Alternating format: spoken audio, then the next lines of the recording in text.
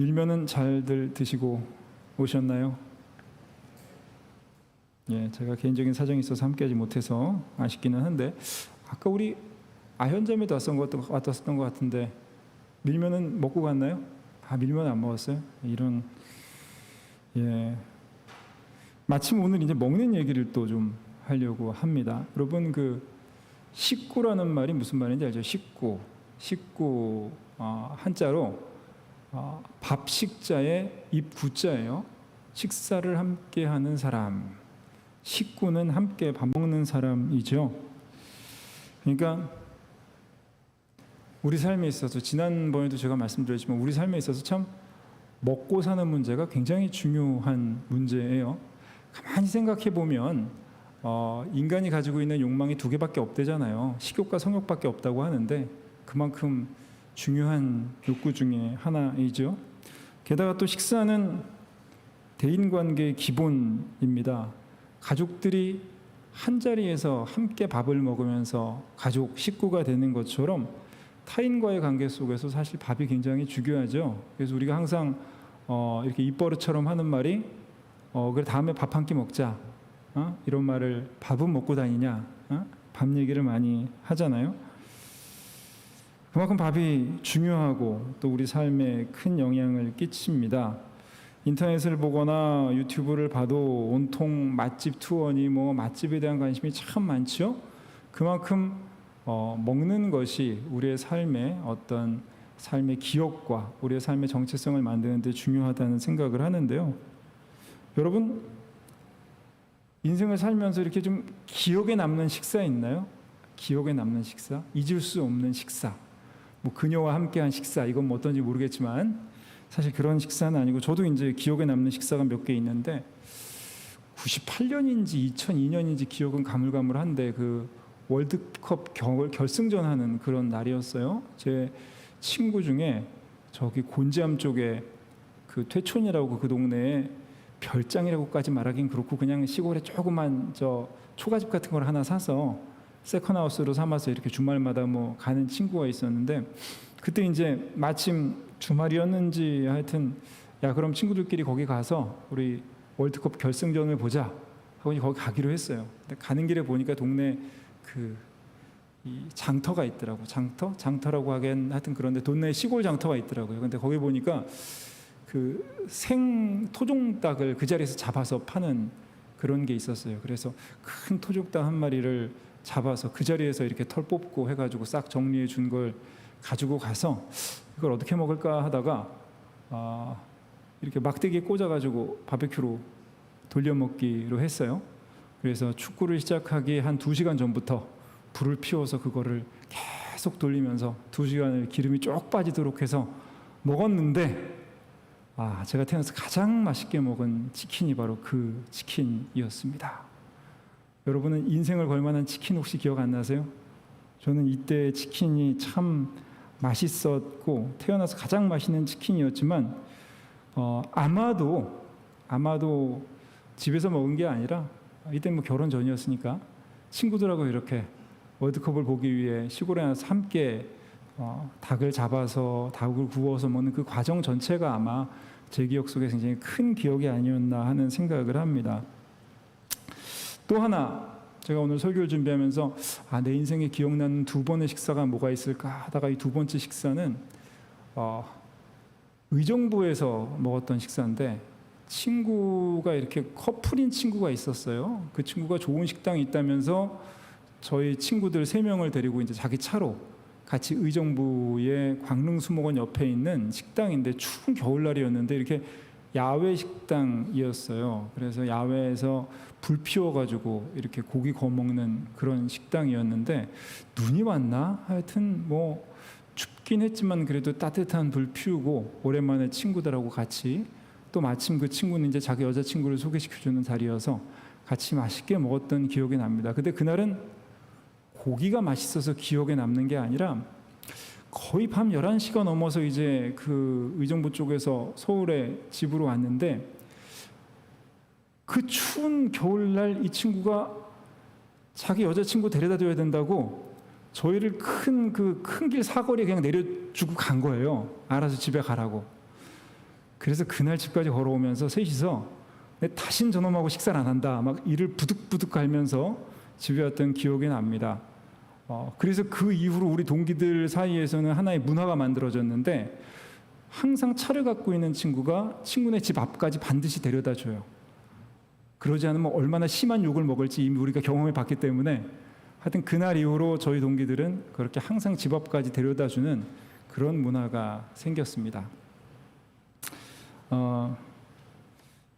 식사라고 하는 것이 우리의 배를 부르게 해주기도 하지만 동시에 바로 이런 기억들이 우리 공동체의 소속감을 만들어주고 또 이런 기억들이 쌓여서 우리 공동체의 일원으로 살아가게 해주는 그런 힘이 있습니다.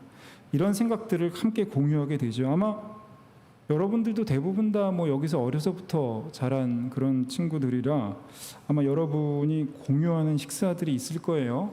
그때 우리 같이 먹었던 것 하면서 기억하고 그때 함께 먹었을 때 이런 일이 있었지 하면서 기억하는 것이 아마 대지 청년들의 문화로 자리 잡아서 그것들이 아마 오늘까지 영향을 끼치고 있지 않을까 하는 생각을 합니다. 미국의 신학자 스탠리 하워스라는 사람이 교회됨이라는 측에서 이런 말을 해요. 교회는 같은 이야기를 공유하고 있는 공동체다. 같은 이야기를 공유하고 있는 공동체다. 물론 여기서 같은 이야기는 예수의 이야기이기도 하지만 동시에 그 교회가 예수의 길을 함께 걸어왔던 그 삶의 모든 여정들을 함께 공유하고 있는 것이 바로 교회 공동체라고 하는 거죠. 그래서 오늘은 이 이스라엘 민족의 정체성을 만들어간 두 가지 식사에 대해서 이야기를 하려고 합니다. 첫 번째는 유월절 식사이죠. 유월절 식사의 유래, 아마 이 3부 예배가 불리한 것이 이미 교회학교에서 유월절 얘기 들었고 오늘 또 2부 예배 때 또 얘기 들었고 3부 때 또 내가 하려니까 항상 불리한데 다 얘기는 들었을 거예요. 그래도 다시 한번 설명을 해보자면 이 유월절은 이스라엘 백성이 이집트에서 탈출한 사건을 기념하는 그런 절기이죠. 이 모세가 이 이스라엘 민족이 애굽에 종살이를 할 때 모세가 이집트의 바로에게 이 이스라엘 백성을 보내달라 이야기를 했지만 바로가 끝내 허락하지 않자 10가지 재앙을 하나님께서 내려주시죠. 그리고 그 마지막 10번째 재앙이 바로 장자의 죽음, 첫째의 죽음이었습니다. 사람들의 첫째도 마찬가지고 모든 짐승의 첫째가 다 죽는 사건이었어요. 근데 그날 밤 이 이스라엘 백성들의 장자들은 죽음을 피하게 되는데요. 어떻게 그럴 수 있었느냐? 이 어린 양을 잡아서 그 피를 문설주와 임방에 바르면 그 집은 재앙이 지나간다. 여러분 문설주와 임방이 뭔지 아세요? 문설주? 요즘 젊은 사람들의 이 문해력이 문제라고 하는데 문설주 하면 왠지 기둥 주자가 떠오르죠. 문을 보면은 양쪽에 기둥을 이 문설주라 그래요. 그리고 임방은 뭐냐? 이 가로 바를 이게 윗 임방, 아래 임방 그렇게 얘기를 합니다. 그래서 이 문설주와 위쪽 임방에다가 어린 양의 피를 발랐다는 거죠. 그러면은 그 집은 재앙이 지나간다 해서 지나갔다, 패스오버 해가지고 한자어로 이 유월절이라고 우리가 하고 있습니다. 결국 이스라엘 민족을 제외한 모든 애굽 사람들의 장자가 이날 죽음을 당했고요. 이 바로는 결국 끝내 이기지 못하고 이스라엘 민족이 애굽을 떠나도록 허락하게 됩니다. 그게 바로 이제 오늘 이 출애굽기 12장에 나오는 이 유월절의 이야기이지요. 아마 아이들에게 가르치는 선생님들이시라 다 알고 있으리라 생각을 합니다. 바로 이 유월절 밤에 먹는 식사, 그 식사가 유월절 식사이죠. 출애굽 당시의 첫 번째 유월절 식사는 1월 10일 이 유월절 있는 이 달을 기점으로 첫 달을 유대력의 첫 달을 삼았어요. 그래서 1월 10일에 1년 된 어린 순양 한 마리를 골라서 14일 밤에 그 양을 잡고 그 양을 쓴 나물과 무교병과 함께 먹는 겁니다. 무교병이 뭔지는 알죠. 아까 전에 목사님도 말씀하셨지만 누룩을 넣지 않은 빵, 이스트를 넣지 않고 그냥 구운 딱딱한 빵을 이야기하죠. 이날 성경에는 허리에 띠를 띠고 발에 신을 신고 손에 지팡이를 잡고 급히 먹으라 라고 이렇게 지시하고 있는데, 그만큼 이때 하나님께서 역사하신 이 사건이 얼마나 긴박한 일이었는지, 이게 얼마나 놀라운 일이었는지를 잊지 말고 항상 기억하라고 이렇게 일종의 퍼포먼스를 하나님께서 요청하신 거죠. 그런데 이 유월절 식사는 단순한 식사가 아니었습니다. 성경에 나오는 많은 식사가 있지만 이 식사는 단순한 식사가 아니었어요. 이스라엘 백성이라면 절대 잊을 수 없는 이스라엘 역사 전체에서 가장 중요한 식사였던 거예요. 애굽의 종이었던, 우리는 막 아브라함 이삭 때부터 왔던 이 이스라엘을 생각하지만, 이 시점에 이스라엘의 민족의 모습은 그저 애굽이라고 하는 큰 나라 밑에서 종살이하는 소수민족에 불과했어요. 이런 애굽의 종이었던, 아무것도 아니었던 이스라엘 민족이 하나님의 백성으로 부름받은 그 일이 있을 때 벌어진 식사였던 거예요. 우리가 이스라엘 민족을 얘기하는데, 사실상 이스라엘 민족이라고 하는 정체성이 만들어진 것이 바로 이 출애굽 사건부터거든요. 우리는 아브라함 그 이전이라고 생각하는데, 실제로 이 출애굽 사건이 이스라엘 민족이 이스라엘 민족되게 했던 정체성이 있던 사건이에요. 왜냐하면 이스라엘 민족의 정체성은 종되었던 이스라엘 민족을 주님께서 구하여 주셔서 하나님의 백성 삼아 주셨다는 게 그들의 민족의 정체성이었거든요. 이스라엘 민족이 본질적인 변화가 된 거예요. 그냥 별거 아닌 한 종이었던 민족에서 하나님의 선택받은 민족이 된 사건이었던 거예요. 그래서 하나님은 이 식사를 매년 기념하라고 지켜가라고 명령을 하고 계십니다. 오늘 본문 출애굽기 12장 14절에 보면, 너희는 이 날을 기념하여 여호와의 절기를 삼아 영원한 규례로 대대히 지킬지어다. 잊지 않도록 이 날을 절기로 삼아서 대대로 지켜라. 이렇게 매년 14일이, 매년 1월 14일이 되면 그 저녁에 양고기와 쓴나물과 무교병을 먹으면서 하나님이 이스라엘 백성들을 어떻게 종살이하던 애굽에서 구원해 주시고 하나님의 백성 삼아 주셨는지 이 사건을 계속 되새기라는 거예요. 왜? 너희가 하나님의 백성이라는 그 사실을 잊지 말고 하나님의 백성답게 살아야 한다. 이 사실을 잊지 말라고 하는 거예요. 단순하게 그냥 우리 하나님의 백성 이 얘기가 아니라, 너희가 그냥 종이 아니라, 보통 사람들이 아니라 하나님이 이렇게 귀하게 놀라운 역사로 구원하여 백성 삼으신 하나님의 백성이라는 걸 잊지 말고 하나님의 백성답게 살아야 한다. 이 사실을 잊지 말라고 하는 거죠. 이 말씀처럼 이스라엘은 이 식사를 계속해서 기념하며 그들이 하나님의 백성이라는 사실을 항상 기억하고 그에 합당한 삶을 살았어야 했지요. 하지만 알다시피 이 역사 속에서 이 일이 많이 지켜지지가 않았습니다. 이 성경에 나오는 유월절을 지킨 이야기를 보면, 먼저 첫 번째는 출애굽기 12장에 우리가 오늘 본 내용처럼 첫 번째 유월절에 있던 해에 어떤 일이 있었는가 하는 얘기가 나오고, 그 다음에는 민수기 9장에, 그러니까 그 다음에 이스라엘이 출애굽한 두 번째 해 1월 14일에 시내 광야에서 이 유월절을 지킨 이야기가 나옵니다. 그리고 넘어가서 여호수아 5장에 가면 이제 이스라엘이 광야에서 방황을 다 끝내고 가나안 땅에 들어간 후에 첫 번째 유월절을 지키는 이야기가 나와요. 그런데 그 이야기 이후로는 도통 유월절을 지킨 이야기가 나오지가 않습니다. 사사시대와 통일한국 시대와 또 이 남북 분열 시기 전반부까지 유월절을 지켰다는 이야기가 없어요. 물론 아마 지키기는 했을 거예요. 근데 이 이야기가 거의 언급되고 있지는 않습니다. 그러다가 이 역대하 30장에 가서 이 히스기야, 남유다의 히스기야 왕이 유월절을 지켰다는 얘기가 나오고요. 그리고 역대하 35장에 가면 요시야 왕이 이제 유월절을 지켰다는 이야기가 나옵니다. 이 역대하 35장 18절에 이렇게 말씀하고 있는데요. 선지자 사무엘 이후로 이스라엘 가운데서 유월절을 이같이 지키지 못하였고, 이스라엘 모든 왕들도 요시아가 제사장들과 레위 사람들과 모인 온 유다와 이스라엘 무리와 예루살렘 주민과 함께 지킨 것처럼 유월절을 지키지 못하였더라. 지키긴 지켰는데 똑바로 지키질 않았다는 얘기죠. 그러니까 왕정 이후로 이 히스기야 왕이 북왕국 이스라엘이 멸망할 때 남유다의 왕이었어요. 그러니까 이 통일왕국이 지나가고 분열왕국이 지나서 북이스라엘이 멸망할 때까지 유월절을 제대로 지킨 적이 없었다는 거예요.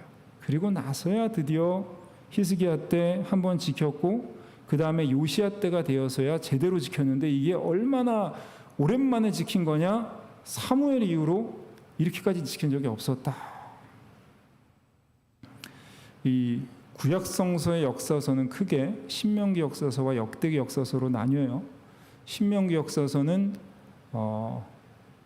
여호수아부터 열왕기 하까지 대충 그 바벨론 포로기에 쓰여졌다라고 보이고요. 그 다음에 이제 역대기 역사서는 역대상, 역대하를 역대기 역사서라고 하는데 이 역대기 역사서는 포로에서 돌아온 이후에 쓰여졌다 이렇게 이야기를 합니다. 근데 우리가 이 역대기 신명기 역사서를 보면 신명기 역사서의 역사가의 판단은 어떠냐면 이스라엘이 하나님의 말씀에 순종하면 복을 받고 순종하지 않으면 심판을 받는다. 그러니까 이들이 자신들이 포로로 갔던 바벨론 땅에서 우리가 왜 멸망하고 이렇게 심판받았지를 돌아보면서 깨닫게 된 것이 바로 이 신명기 역사서의 시각인데 우리가 하나님의 뜻에 순종하면 복을 받고 하나님의 뜻에 불순종하면 심판을 받는다라는 거예요.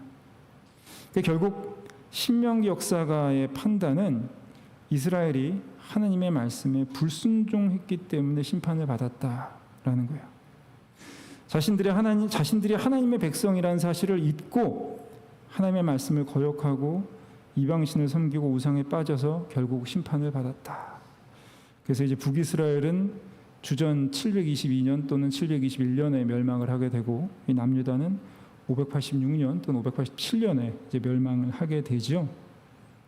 다시 말해서 이스라엘은 유월절을 잊었기 때문에 이 유월절 식사를 잊었기 때문에 그들이 하나님이 애굽에서 구원하시고 백성 삼으신 하나님의 백성이라는 그 사실을 잊고 그 하나님의 뜻대로 순종하는 것이 아니라 그냥 다른 민족들처럼 세상의 모습대로 세상의 원칙대로 세상의 우상, 세상의 욕망을 쫓고 살다가 이렇게 심판을 받게 되었다라는 사실이에요.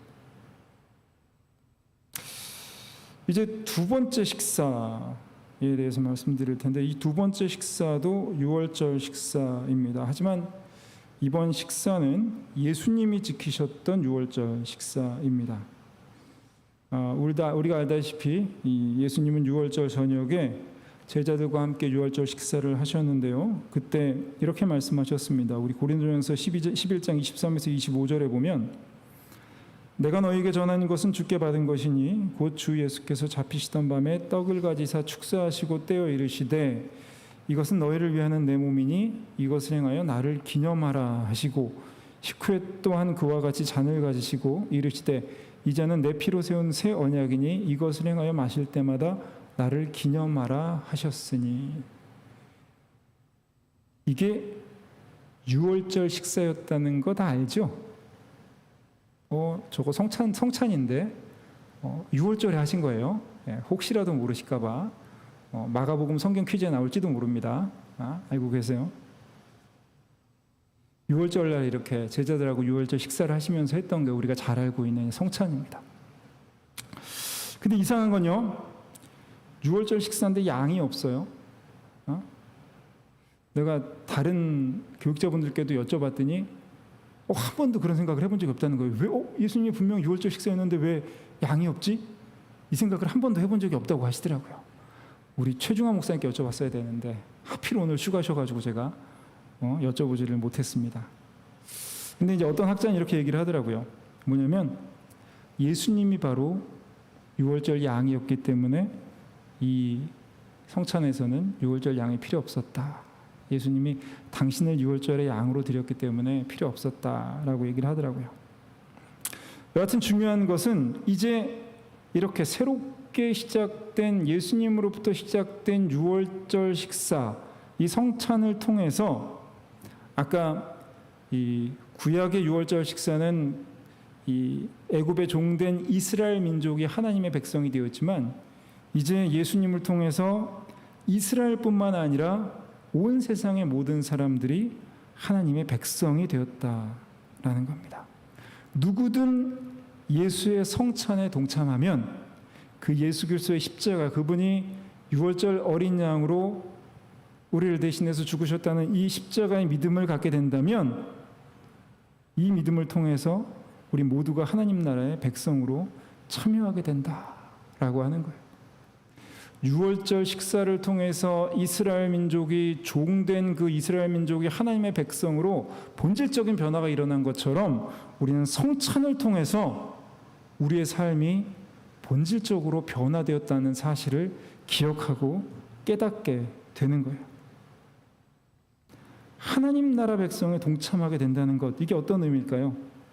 이기심과 약육강식, 폭력, 욕망, 적자생존, 투쟁, 이 야만의 삶에서, 그런 삶에 매여 있던 세상의 삶에서, 세상의 죄의 종이 됐던 삶에서 이제는 사랑과 배려와 섬김과 나눔의 법을 따라 살아가는 삶으로, 그래서 하나님의 평화, 그 샬롬 안에 거할 수 있는 삶으로 우리의 존재가 바뀌었다는 거예요.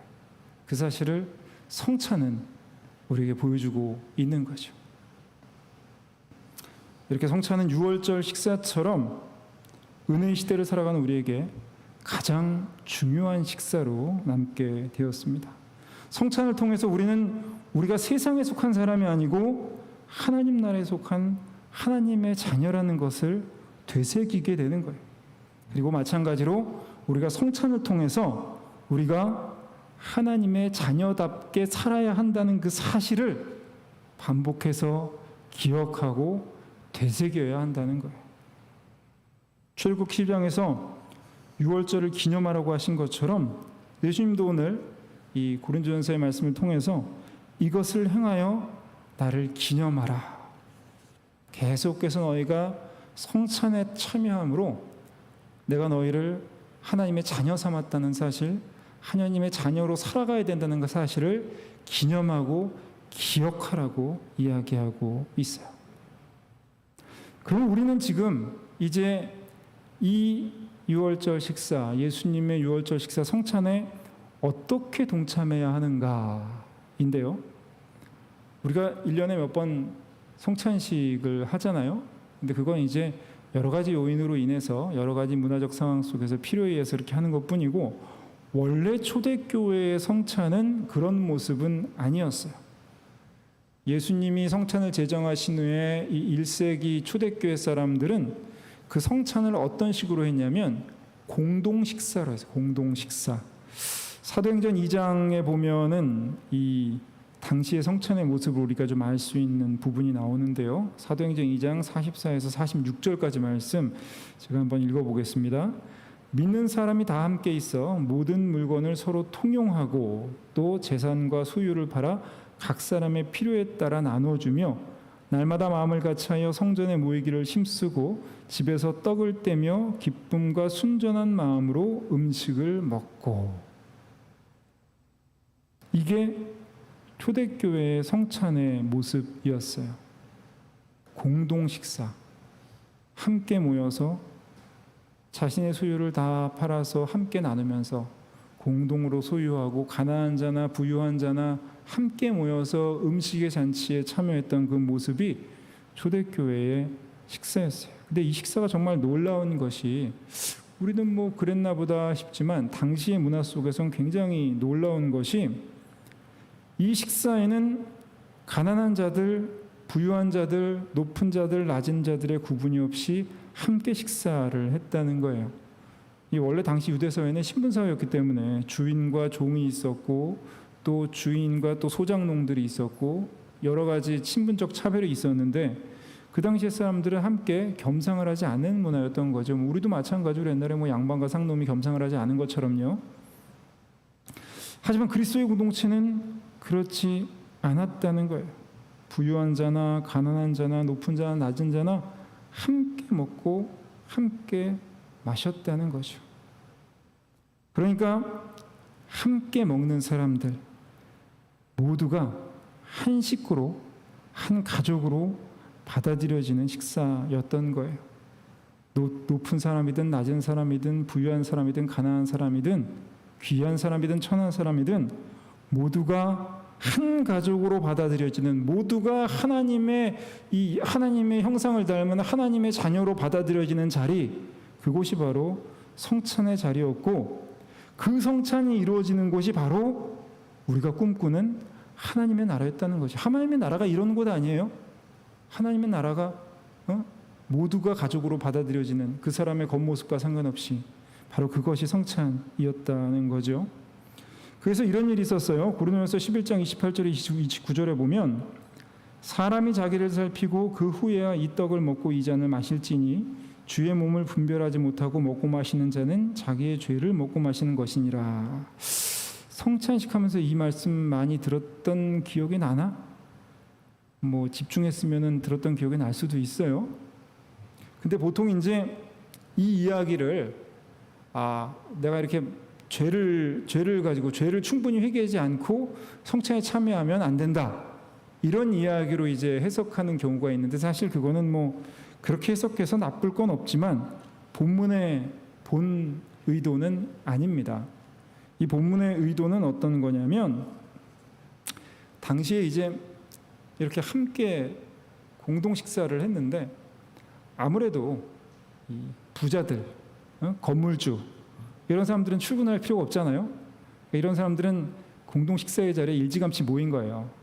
근데 소장농들이나 종이나 이런 사람들은 이제 할 일 다 하고 와야 되기 때문에 이 사람들이 늦게 모인 거죠. 그러니까 먼저 왔던 이런 부유하고 귀하고 높은 자리에 있는 사람들이 먼저 음식을 다 먹어버린 거예요. 일하는 사람들, 낮은 사람들, 이런 사람들은 뒤에 와서 먹을 게 남지가 않은 거죠. 이런 사람들에게 비판하고 있는 것이 바로 이 구절입니다. 주의 몸을 분별하지 못하고 먹고 마시는 자는 자기의 죄를 먹고 마시는 것이니라. 이렇게 신분에 따라 차별이 있고 배려와 하나님이 없는 성찬은 도리어 죄를 먹고 마시는 거다. 그래도 고린도전서 11장 33절은 이렇게 또 말씀하고 있습니다. 그런즉 내 형제들아, 먹으러 모일 때에 서로 기다리라. 먼저 먹지 말고 배려하고 기다리고 서로 이해하고 용납하라. 만일 그렇지 않고 그렇게 먼저 먹으면 그런 식사는 성찬이 아니다. 그건 오히려 죄악이다 라고 사도 바울이 고린도전서에서 경고하고 있는 이야기예요. 여러분, 예수님의 식탁은 높고 낮음이 없고 귀하고 천함이 없고 서로가 가족으로, 식구니까 서로가 가족으로 받아들여지는 그런 식탁인 거죠. 낯선 이들, 소외된 이들과 식구가 되어주는 것, 이것이 바로 오늘날 우리가 날마다 기념하고 기억해야 될 유월절 식사, 성찬의 참된 모습이라는 거예요. 진정한 성찬은 이런 삶이에요.